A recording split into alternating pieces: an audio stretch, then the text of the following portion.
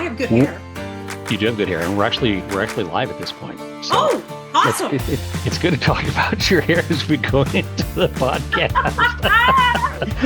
Welcome to the 3Squares. Welcome to the February edition of 3Squares, where you can clearly understand that we've been talking about Susan's hair before we went live. So anyway, we are thrilled that you are with us. We've got some interesting conversation and content as always, and the wonderful quiz. So we hope you can participate in. My wife and I participate in the quiz, then after we're driving, and I try not to let her know that I already know the answers at that point because it was recorded. But yeah, that's okay. Anyway, I'm Charlie Arnott with the Center for Food Integrity, and Look East. We are committed to helping the food system earn and maintain consumer trust. Our co-hosts here are Susan Schwally with the good hair and Kevin Ryan. And I'm Susan Schwally, not only with good hair that I'm growing out, but I have spent my career in market research working across a variety of North American clients, translating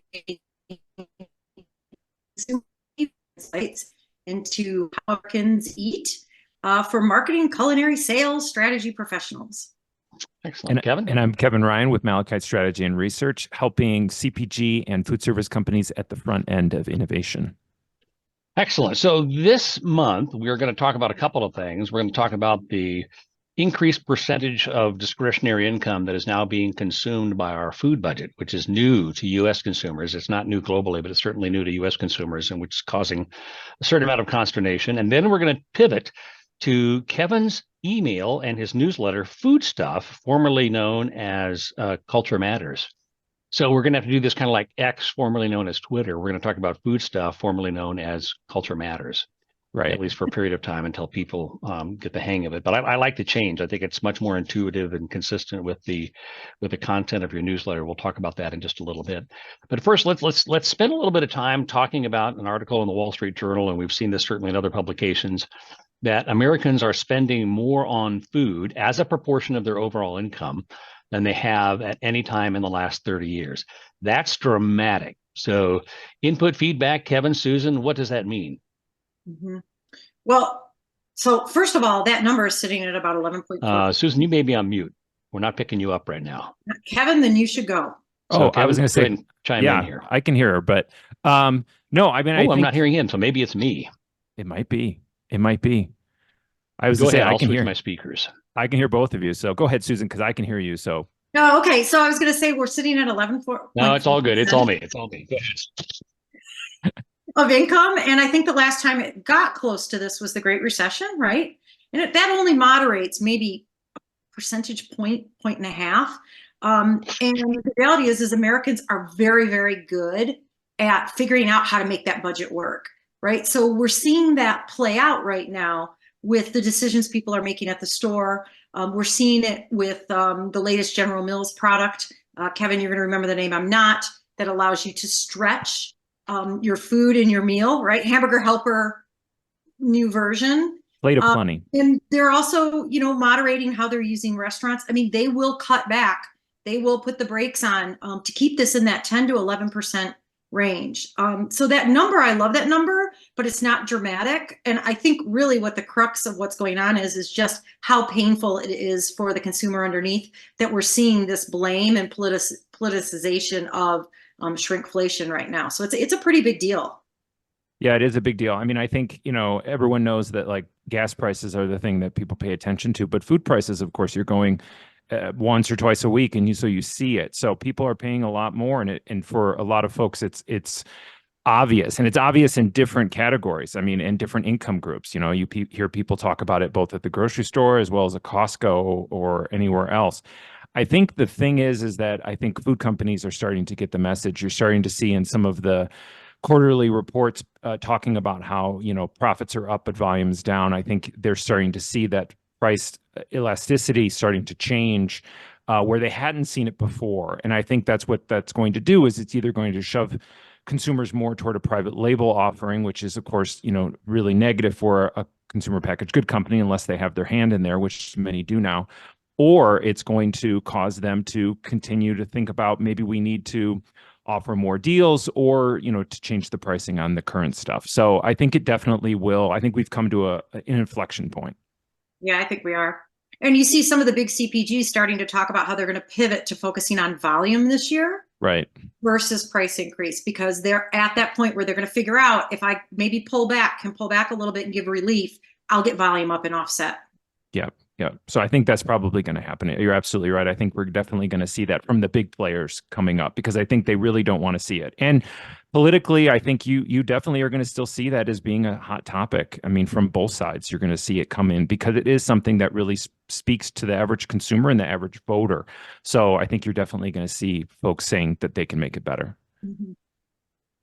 What's your thoughts, Charlie, or can we hear you? Well, we can't hear Charlie now. Uh-oh. Uh-oh. So All right.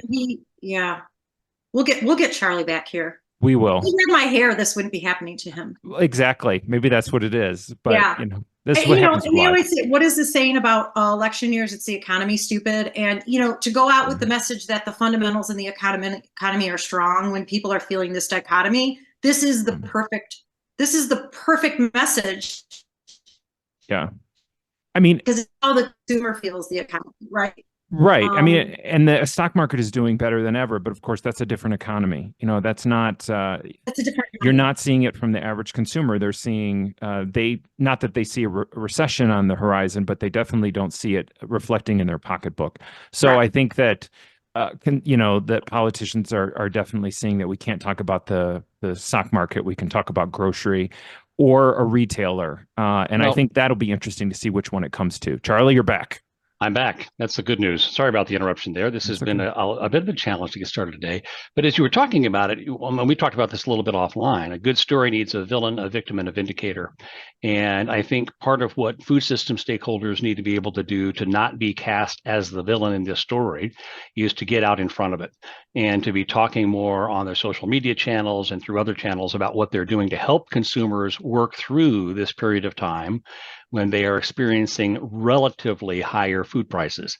And it doesn't help when all the inflation reports come out and they say inflation is down with the exclusion of food and fuel, right? So they keep qualifying that. And so it makes food an easy target, as you mentioned, for consumers who are feeling that. Now, clearly that's not going to be for those who are shopping the premium brands, but for those who are looking in the middle and trying to find a way to stretch that budget, this is a real issue that they have to deal with on a week-to-week basis. So I think it's going to be important for those companies to lean into that and communicate what they're doing to help consumers make it through it so they don't get cast as the villain.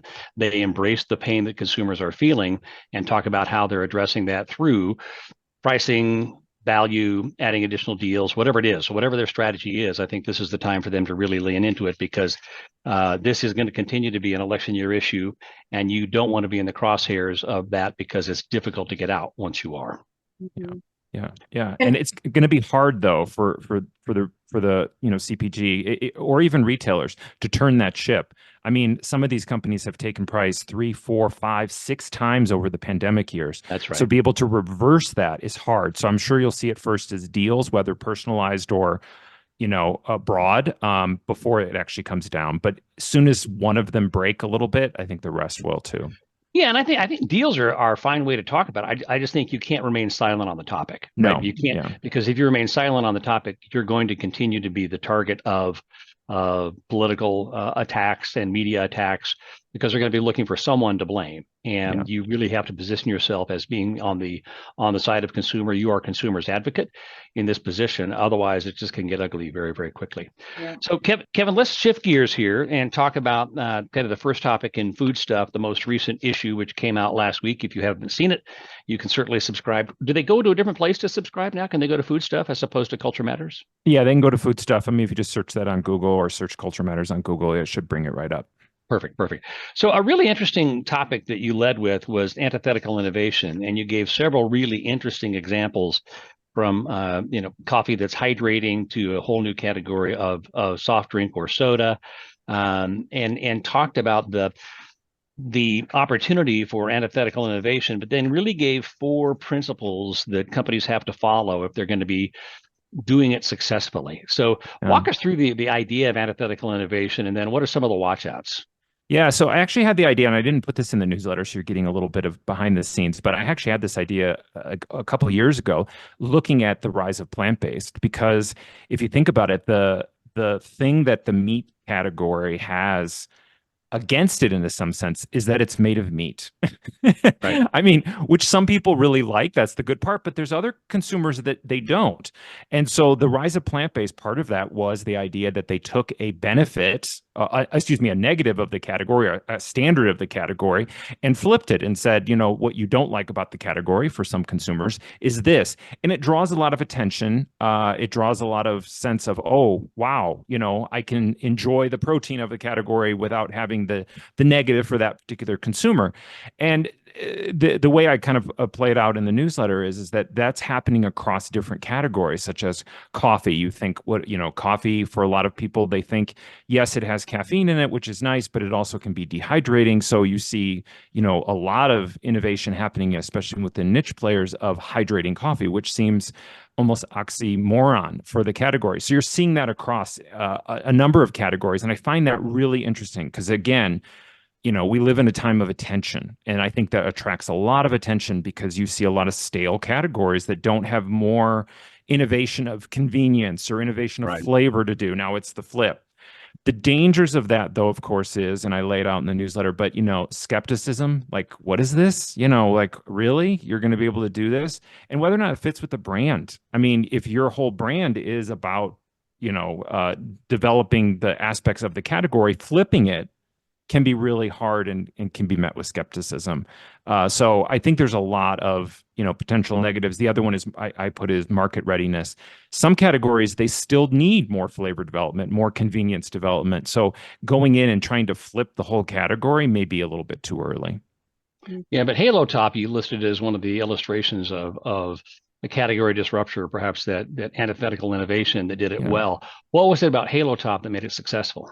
I think how far they pushed it, because and we all remember, slow churn ice cream or diet ice cream, or even, like a frozen yogurt type thing. But it was always just a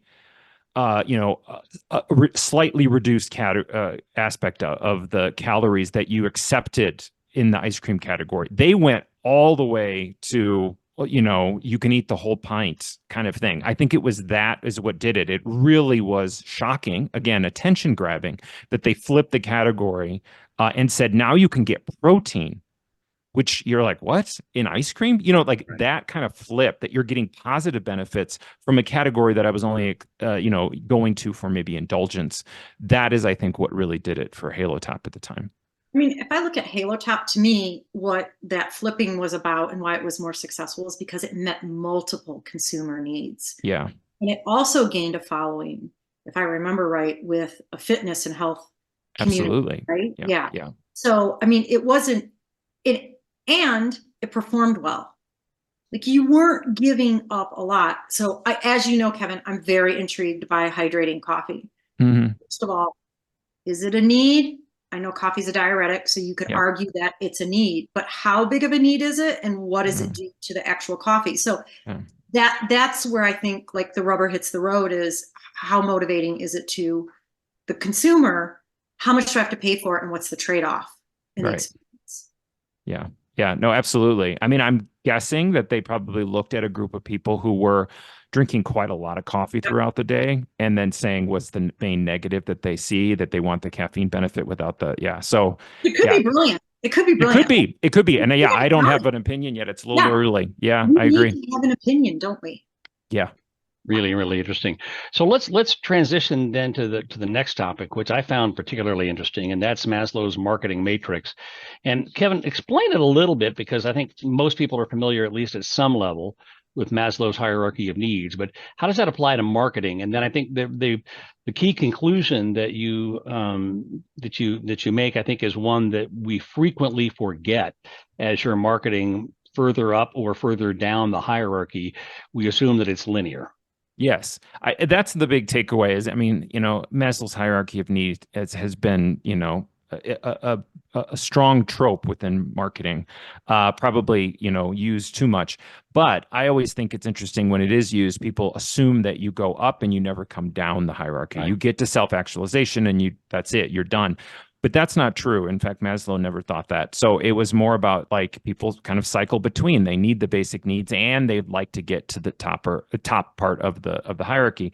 And I think when you think about that from a food perspective and a food brand perspective or a beverage brand perspective, it really is about the idea that your brand or your portfolio should really be thinking across all of those needs, and the brand itself should be trying to message on aspects of that. If you're hitting too high, I think that it's a danger that you're always at the brand status perspective or something, and you're not hitting some lower needs like the value aspects of it that we were talking about before, or the idea of connection with others. So I think that you need to, and that's why I called it the Maslow's marketing matrix, is the idea of making sure that you're not going too high all the time, because I think that can be a serious danger.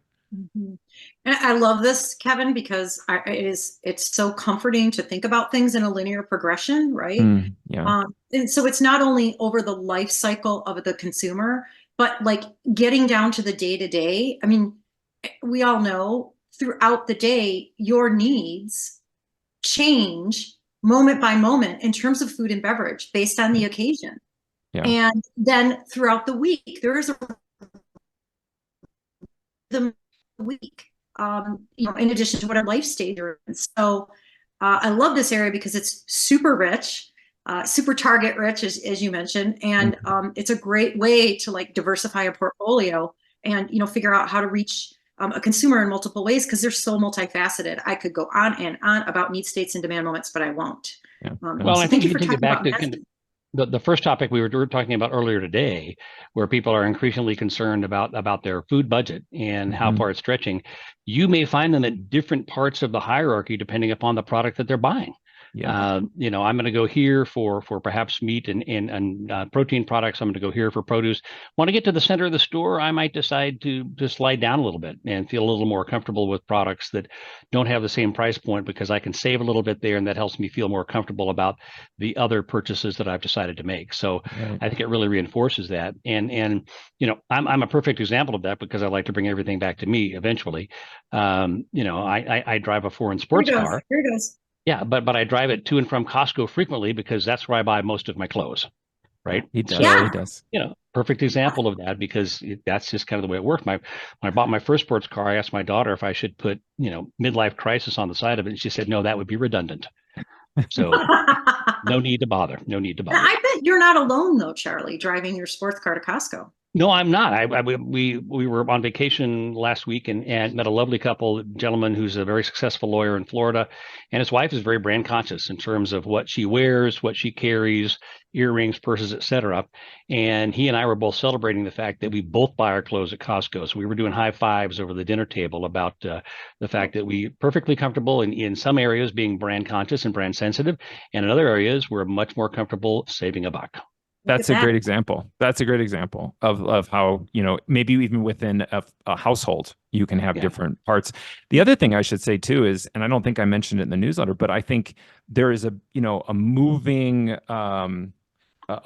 toward like mental health within food and bev and all that kind of stuff. And again, that's something that doesn't go, that's closer to the base of the, this idea of safety, and mental comfort, and that I think is interesting too. Is that's you're starting to see more of that within food and bev. Absolutely. All right. Well, I think it's about time for us to transition to the quiz. Boy. And Kevin, what do you have in store for us today? What did you pick so that I can beat Charlie, Kevin? Well, I really wanted to. I mean, last time we talked about I think it was holidays in February, and I thought that went well. But instead of just doing holidays in March, I thought it would be just interesting to see what kind of things we associate with March and what kind of cool food information I could pop up about that, because I know that you probably all crammed for the test here ahead of time. You were thinking, oh, absolutely, soda bread, corned beef. Exactly. Yes. And so I stayed away from all of that. Oh, I knew it would not be. Clue. You never give us a clue. So I know. I just want the listeners to know. It's not good. It was basically all the things that I thought of when I thought of food, and I thought of March. That's what it was. Butter lambs. So, buttered lambs. Yes, that's true. I haven't made a butter lamb in years, but I always remember that on my mom's table at Easter. A mold? I don't know if I still do, but I can picture it in my mind, the little You can aluminum buy those. I think Lambo. Land O'Lakes actually makes them for you, and you can buy them in the grocery store. Butter Lane? Yes. Yeah, Yeah, I know I you can think I've buy seen it. buttered bunnies and other. They do the shapes now in for you, so you don't even have to have the mold. You don't have to make the mold. Yeah. Yeah. Who wants to cut into it though? You don't want to cut into That it. is the challenge. That is Yeah. the challenge. Yeah. Some It's too kid, pretty some to kid at the eat. table will. All right. So the first Right. question, my first thing that came to my mind was Girl Scout cookies, because I'm getting a lot of asks. You know, you can't walk into a grocery store or, have your doorbell ring now this time of year without Girl Scouts being there. So the first question is about that. Which of the following is not a discontinued Girl Scout cookie flavor? Not a discontinued one. Yeah, what is not a discontinued one? So which of these never existed? Oh, Which of okay. these never existed? Is it A, golden Yangles, triangular cheddar crackers sold in the 80s?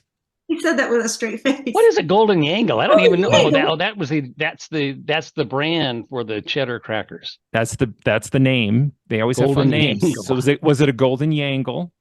Was it a Vancho's vanilla and chocolate cremes? I'm going to say creme instead of cream. Bancho? Bancho, VAN hyphen or not hyphen. Making this up, Charlie. Yes. They came in an assorted box and they were sold from 1974 to 1983. Was it Vancho's? Was it mango cremes with Nutrifusion? Vanilla and coconut cookies filled with a tangy mango-filled creme with nutrients derived from fruits. They were around until 2013. Or was it Happy Campers? Chocolate, caramel, and marshmallow shortbread sandwiches sold between 1996 and 2001. So I'll read them again. Okay. Golden Yangles, Vancho's, mango cremes with Nutrifusion, or Happy Campers. Which one? I can't even get my head around the Yangles and the Banchos. Which of those did not never It sounds existed? like a bluegrass band. Hi, folks. We're the Yangles with your Banchos tonight. Is that the one you're going with? Or are you going? No, with no, no. I'm Yangles? going with the mango thing. I'm going the mango. Okay. Oh, Mango. that's what I'm going to go with. Okay, Yeah. you can both go We with can it. both go there. Yeah. You are both wrong. That actually existed. That actually existed. The one that never existed was Happy Campers. No. I made that up. That's so intuitive. That's Well, so that's intuitive. the obvious one that's wrong. Golden Yeah. Yangles existed. Vancho's, however, whatever that was supposed to be existed. Visual on the Golden Yangles. And mango cremes with Nutrifusion existed. The So You know yeah. that there's going to be some kind of band now that comes out with a band name. We're the Yankles and Banchos. Well, it was interesting. They went into crackers, which I didn't know they ever did. Savory, Right. which is interesting Yeah. in the 80s, which is interesting. So good for them for being innovative. Nutrifusion, though. I mean, I just didn't see them doing a health play. I was sure. Apparently, quite it a was stretch. replaced in 2013 by cranberry citrus crisps, which I don't think exist either. No. So, all right, number 2. So no one got that one. Number 2, March is full of noodles. It's National Noodle Month, if you didn't know that. I did not know March that. 5th is National Eat Your Noodles Day. And the 20th is National Ravioli Day. Oh. And the 30th is National Turkey Neck Soup Day, which usually is made with potatoes, but there are noodle variants. So that's why. Turkey next? Turkey neck soup. Oh, Uh, neck. Yeah, Oh, the neck. neck. I mean, you Turkey always neck do soup. Thanksgiving, right? You put the neck in with the water and then some onions, and you That's boil that for a Yeah, while. but it's in March, so I don't understand. Yeah, that That's doesn't make fair. any sense in March. Okay. Which company used to sell noodles before it became what it is today? Is it Nintendo, Volvo, Samsung, or Nokia? Which one started off selling noodles? What's the first one again? Nintendo, Yeah, Volvo, Yeah. Samsung, or Nokia? I'm gonna say Samsung. Okay. Susan? I was going to say, I'll go Nokia. Yeah, it's either one of those. Charlie is correct. It is Samsung. Oh, I should have gone Samsung. Damn you, It Charlie. wasn't until the 1970s that Samsung actually started selling electronics. Samsung. Well, that's an obvious line extension. It is, isn't it? Yeah, It I was would go founded in- immediately from noodles to selling televisions. Wait, Well- are we going to talk about Colgate and the frozen lasagna? I feel this is very, very. It was actually it was started off as a trading goods. It trading goods like flour, Okay, vegetables, sure, and dried fish, and it created its own noodles. But interestingly enough, Nintendo started off selling playing cards, which is kind of you can see how that would have went there. Yeah, but- yeah, Yeah, a game, yeah. yeah. Game, yeah. All right, Charlie's up. Number 3, what casual chain restaurant was the first to open at an international Air Force base? and it's also celebrating its 49th birthday in 2024, in March of 2024.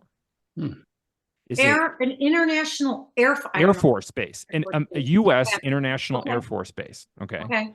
And it's 49 years old in March of this year, so next month. Okay. All right. Is it Chili's Grill and Bar? Is it TGI Fridays? Is it Cheddar's? Or is it Applebee's? TGI Friday. Charlie? I don't see many Applebee's out there. I don't think I ever have. What are the other choices? Chili's, TGI Fridays, Cheddar's, Applebee's. I'll go Chili's. Charlie is correct again. Yeah. It is Chili's.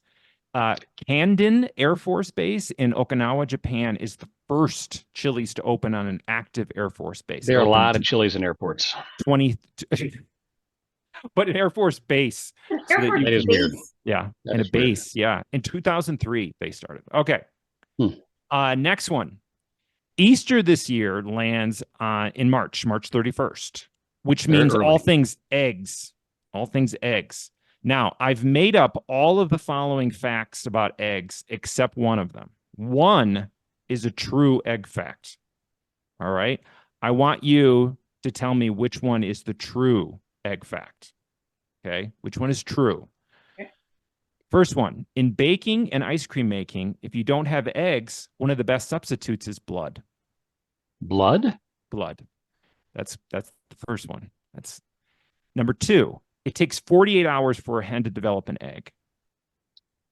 Okay. The word yolk means center. Or the fourth one here, D, you can tell the color of an eggshell a chicken will lay based on the color of their feet. So which one of these is not true? Which one of these is true? Oh, Only one is true. Only one is true. Only one is true. All right. So is blood, it 48 hours. 48 hours. Yolk means center. Or you can tell the color of an eggshell based on the feet. I got to go with yolk means center. So you think that one's true. Okay. I think Susan? that one's true. I'm going to go with it, but because Charlie didn't say it and I think he would know it, I'm probably wrong. I'm going to go with 48 hours to make an egg. You're both incorrect. The correct 24 answer, hours for a hen to make an egg. correct answer is blood. Because it's No way. If you do not have eggs, according to the Nordic Food Lab, if you do not have eggs, the best substitute is blood. 65 grams of pig blood will substitute for one medium egg. Oh my So God. that means that an average 65 grams of pig blood will substitute for one medium egg. And you can use it in most baking and ice cream. You can make blood ice cream. It works really well. So an average pig equals about 3 to 6 dozen eggs. So essentially, if you run out of eggs, you go out and chase Miss Piggy around and then give her a little slicer and hope or donate Right. into your cupcakes. Exactly. Although it's very difficult to get fresh blood. That's the unless most you know somebody. disgusting thing I think I've ever heard. But it works. You can make a cake out of blood. Yeah, basically. well, Yeah. remind me if you do, and I'm not coming to your house. So to kind of wrap up the rest of them, it actually takes 24 to 26 hours for I a knew hen to that. develop an egg. Okay. Yolk actually means yellow. So when you say Oh. egg white and yolk, you're actually saying egg white and egg yellow. That's what you're saying. Yolk Makes means sense. yellow. It comes from Old English. And lastly, it's actually the earlobes of a chicken that tell you what color the shell is going to be. So white earlobes equals a white egg or lightly tinted egg, and red earlobes equal a brown egg. I didn't know that chickens had earlobes. They do. They do. And of course, you know, it can change a little bit. I thought but it was that's- the feather color that gave you an indication, but it Oh. doesn't. Huh? It's the earlobe. Where are the earlobe? I got to find a chicken. You got to find a picture Yeah. of a chicken and see the earlobes. All right, last question. Okay. Baseball season opening is March 28th this year. So we have to talk about hot dogs. So Susan might have the Yes. upper hand here. All right. According to the National Hot Dog and Sausage Council, which I know you're all very familiar with. Very Actually, familiar. Charlie might be very familiar. Yeah, we had Janet Riley on not Right, all that's that long right. ago. We Yeah, did. yeah. What is the average weight of a baseball vendor's hot dog bin? Okay. Is it 10 pounds, 25, 10 pounds, 15 pounds, 25 pounds? Wait a minute. What's the? I'm sorry. The average The weight is not a bin. hot dog. The bin that vendor, you know, they have the bin they have all the hot dogs in it. Yeah. Okay. How much does that weigh? Does The it bin have itself or the hot bin dogs? with hot dogs in it? With hot dogs in it. Okay. Got with it. hot dogs. Including the bin or just the hot dogs? I believe it's just the hot dogs. There was not a lot of information about the specifics on the hot dog and sausage council Like, website, is but it in the concession stand or like if they're carrying it and I walking? believe the way I take it is that if they're carrying it, like the Okay. little thing. Yeah. Okay. But What is is it a cart or they're just carrying it around? Cart. A cart. It's a Well, cart. cart. Yeah. Yeah, yeah. Bin. So it's got Bin. wheels. That changes Bin. it. Yeah. Okay. 10 what were pounds, the choices? 15 pounds, 25 pounds, or 40 pounds. I'm going to go with 25. I'm going to go 15. According to the website, it's 40 pounds. What? Yeah. It was either 25 or 4. Well, in the bin, because I mean, they're going to try to maximize. They Exactly. don't have to go back and get more, right? Yeah, right. Exactly. So it's 40 pounds. Now, I do not know the specifics. Maybe this is with water, but I'm thinking I think it might be the hot dogs. Well, there'll be 'cause to some water Charlie's point. anyway, and that Oh, of course. that bottom layer of dogs. No, thank you. No. Not my Of favorite. course. They're gonna tempt their dogs. Look, clearly my Little League concession stand operation is way too small. Right. Yeah. Now you got to really up your game. Now you know I, what the average I don't is. have a cart Not up the either. game. Like I mean, I think about how much more I could sell. I have actually pitched this, that we should be able to walk around and sell, and we should have an alcohol license, but the city will never allow. Oh boy, if you could get beer going with that, you would really make a lot of more money. But the Yeah. umpires would probably quit. Oh my Right. goodness, the parents. For people Yeah. that don't know, Susan is temping dogs at the where you temp and serve dogs at, Susan? Holland, Michigan. My president is my president on the league. This is his second year term. So a little league And concession volunteers stand. don't. God love them. Yeah. All right. I spend believe a lot of time working the little league. Yes, I tempt my dogs. that's good. Food safety is Well, number one. you guys laugh at me, but they're frozen, and I want to make sure no one gets a frozen dog. It's a bad Yeah, it experience. would be a bad experience. Bad experience. Now everyone knows they came from Frozen. That's right. Okay. We are out Charlie, of time. I believe you won. Oh. You won. I did No. win again. Yeah, but that's okay. It just becomes so commonplace at this point. It's like the Chiefs winning the Super Bowl, right? What's one more? Wow, Charlie, Wow. wow, Yeah. just wow. Yeah. That's a lot. That's a lot. Okay, we appreciate you tuning in for 3 Squares once again on behalf of Kevin and Susan. We really appreciate your time. If you would like to connect with us, you can send an email at 3Squares, the number 3, followed by the word squares at gmail.com. So I'm sorry, it's 3squaresmail at gmail.com. 3squaresmail at gmail.com if you'd like to connect with us. Otherwise, we'll connect with you again in March for the next edition of 3 Squares. Thanks and have a great rest of your day. Take care. Bye-bye. Bye.